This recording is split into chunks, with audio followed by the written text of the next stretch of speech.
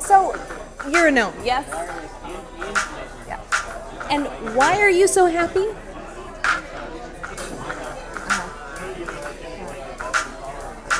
I got nothing. Hey everybody, we are showing you some of the coolest places to go in the Twin Cities. Our first stop, if you're cruising St. Paul and you want a great neighborhood bar, the Happy Gnome is the place for you. They have a massive selection of beer, over 30 beers on tap and over 100 more in bottles.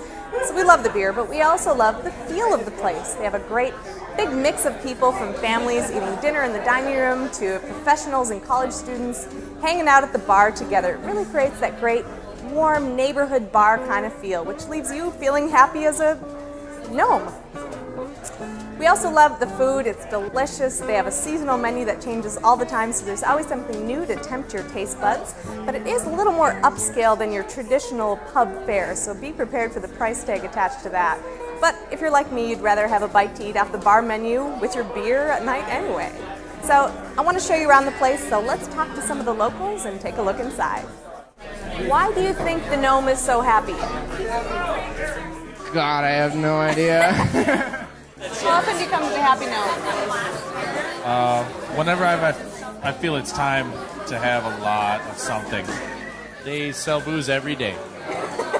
So, you told me you like the Happy Gnome. I do, yes. Why do you like it? Because of the great beer selection here. I mean, they have the best beer selection in all of St. Paul, probably the metro area. They focus on a lot of the local beers around here. And what do you drink? A lot of Surly beer, a lot of Summit. What do you drink when you're here? Usually I don't even look at the normal beers. I just look at percentages of how high you can get. How much alcohol you can get in one?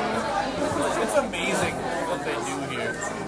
So, a lot of people at the Happy Gnome are drinking beer, but you're drinking a liquor drink. Yeah. What are you drinking? This is a dirty beefeater. Oh, like a dirty martini. Yeah, with gin. But I like to say dirty beefeater because it sounds kind of raunchy. So I go with the dirty beefeater. If you had to define a dirty beefeater, what would that be? It would probably be just the clientele here at the Happy Gnome. Dirty beefeaters. It's like a little elf figure. It's a garden elf. Yeah. A garden elf. A garden elf Okay. that travels. Around the world. Yes.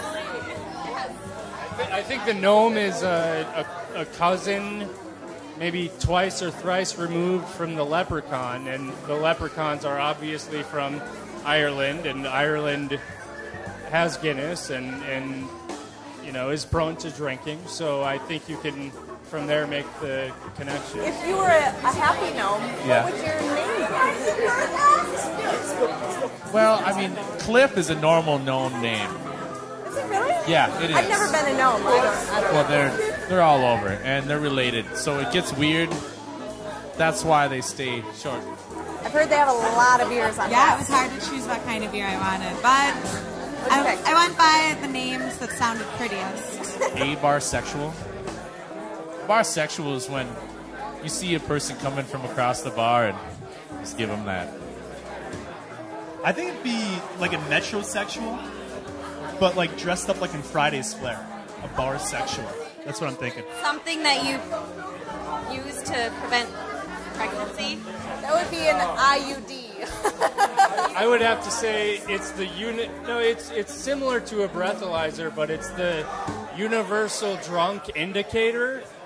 Sometimes people just know if you're drunk or not. It doesn't take a breathalyzer. It doesn't take, you know, walk the line, say the ABCs backwards, the Z, Y, X's. Sometimes you just know. And when you have that intuition, you are the UDI Yoda master. It's like a